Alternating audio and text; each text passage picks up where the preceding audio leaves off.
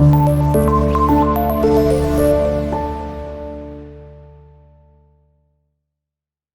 वालेकुम स्टूडेंट्स, कैसे हैं आप सब। उम्मीद है आप सब खैरियत से होंगे। आज का हमारे पास टॉपिक है औरंगज़ेब आलमगीर। हम औरंगज़ेब आलमगीर के बारे में डिस्कस करेंगे। जैसे कि हमने प्रीवियस टॉपिक में पढ़ा था कि जब मराठा जो कि मुग़ल के बहुत बदतरीन, बहुत ज़्यादा मजबूत दुश्मन साबित हुए थे, वहाँ पर औरंगज़ेब के ने बहुत सारी बैटल्स में पार्ट लिया, जिसकी वजह से जो मुग़ल्स हैं उनकी आगे दौर हुकूमत चलती रही। औरंगज़ेब के बारे में स्टडी करेंगे। औरंगज़ेब जो है 1618 में ये पैदा हुए और 1707 के अंदर इनकी डेथ हुई। इन्होंने दौर हुकूमत भी जो सँभाली थी वो 1707 के अंदर, मतलब 1707 इनकी डेथ तक, टिल डेथ तक इन्होंने दौर हुकूमत लीड की, सँभाली। और ये स्टार्ट इनका, मतलब दौर हुकूमत का रीजन स्टार्ट हुआ था 1658 के अंदर। 1658 के अंदर इन्होंने वहाँ पर दौर हुकूमत साउथ एशिया के अंदर हुकूमत करना स्टार्ट की थी। और इनकी दौर हुकूमत के अंदर, मतलब ये इनका जो टाइम पीरियड था वो इतना अच्छा था कि इन्होंने वहाँ पे बहुत सारी जो टेरिटरीज थी वो अपने अंडर कर ली थी। मोस्टली साउथ एशिया की जो ज़्यादातर टेरिटरीज थी वहाँ पे मुग़ल की दौर हुकूमत थी। मुग़ल का वहाँ पे मतलब चलता था, दौर हुकूमत चलती थी। 1658 के अंदर जब औरंगज़ेब ने दौर हुकूमत संभाली, इन्होंने बहुत सारी बैटल्स जो थी वो भी विन की, बहुत सारी जंगों में इन्होंने हिस्सा लिया। जैसे कि हमने प्रीवियस लेक्चर में भी पढ़ा कि मराठास के अगेंस्ट जो औरंगज़ेब ने जब भी वो आए तो उन्होंने वहाँ पे जंगें वो जीते थे। उसके अलावा मराठास को शिकस्त इन्होंने दी वहाँ अपनी, मतलब टेरिटरी के according.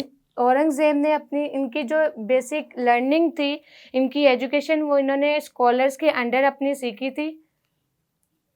He learned his basic education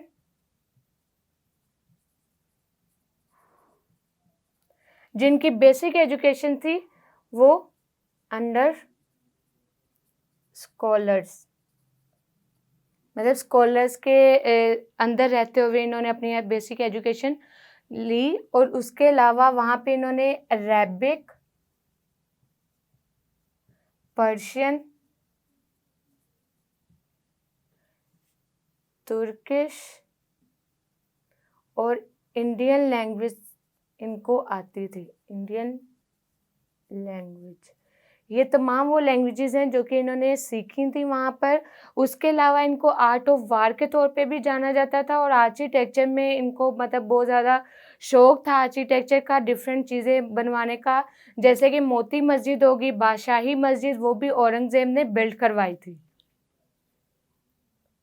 he was also art of war के तौर पे भी इनको जाना जाता था। ये बहुत ज़्यादा hard work and dutiful person थे। उसके अलावा मोती मस्जिद और बादशाही मस्जिद ये इन्होंने बिल्ड करवाई थी, बिल्ड बाय औरंगज़ेब। उसके अलावा शाही मस्जिद, मोती मस्जिद इन्होंने भी बिल्ड करवाई। और जो रेड फोर्ट पे जो मार्बल लगाया गया था वो इन्हीं की वजह, मतलब इन्होंने ही स्पेशल लगवाया था। He was the fond of architectural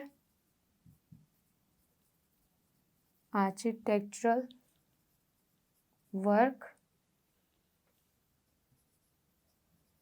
red marble in fort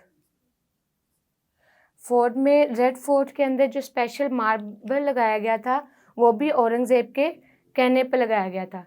इसके अलावा हमारे पास नेक्स्ट आ जाता है, जो कि इसी के अंदर पॉइंट है कि औरंगज़ेब की जो हुकूमत है वो नीचे डिक्लाइन की तरफ क्यों आना स्टार्ट हुई थी। औरंगज़ेब ने अपने दौरे हुकूमत के अंदर बहुत सारी वॉर्स जो थी वो विन की थी, बहुत सारी बैटल में हिस्सा लिया और उन बैटल्स को जीता था। लेकिन उसके अलावा जैसे ही ये आगे फर्दर मूव ऑन होते गए, मराठास की तरफ आए, तो वहाँ पे असम के मुकाम के ऊपर और दक्कन के मुकाम के ऊपर इनको आगे, इनकी जो हुकूमत थी वो डिक्लाइन की तरफ आना स्टार्ट हो गई थी। इन असम, बिहार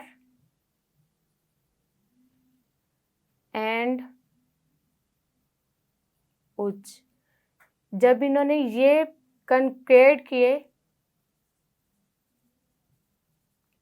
कन्क्वेड एंड असम, बिहार और उच्च ये मुकाम इन्होंने कन्क्वेड किए थे साउथ इंडिया के अंदर। उसके बाद एक मेवाड़ था जो कि साउथ इंडिया में मराठास का मतलब उनको सपोर्ट करने वाला था, उन्होंने इसको शिकस्त दी थी। मेवाड़, ये कौन था? King of Rajput. राजपूत का जो बादशाह था मेवाड़, उन्होंने शिकस्त दी दक्कन के अंदर। जो औरंगज़ेब है वो उनकी हुकूमत डिक्लाइन की तरफ आए। मेवाड़, राजपूत के बादशाह मेवाड़ ने इनके खिलाफ आगे फर्दर मतलब बहुत सारी एक्शंस लिए, जिसमें मराठास जो थे उनको इन्होंने सपोर्ट किया, जिसकी वजह से जब दक्कन में वो मूव ऑन गए, दक्कन के अंदर गए, तो वहाँ पे इनकी हुकूमत जो है आहिस्ता आहिस्ता डिक्लाइन की तरफ आती गई। 1707 तक औरंगज़ेब की दौरे हुकूमत रही जब तक इनकी लाइफ थी। सो स्टूडेंट्स, ये था हमारे पास आज का टॉपिक, जिसमें हमने औरंगज़ेब आलमगीर के बारे में पढ़ा, इन्होंने क्या क्या चीज़ें कन्क्वेड की थी और बहुत सारी बैटल्स में पार्टिसिपेट किया, उसके बारे में स्टडी की। औरंगज़ेब आलमगीर के बारे में पढ़ा कि वो किस तरह के थे और उन्होंने अपनी जो एजुकेशन के अंदर क्या क्या चीज़ें शामिल थी उसके बारे में पढ़ा। उम्मीद है कि आपको इस टॉपिक की समझ आई होगी। अगर किसी पॉइंट की समझ ना आई हो तो कमेंट बॉक्स में ज़रूर पूछिएगा। फिर मुलाकात होगी, तब तक के लिए अपना बहुत सारा ख्याल रखें। अल्लाह हाफिज़।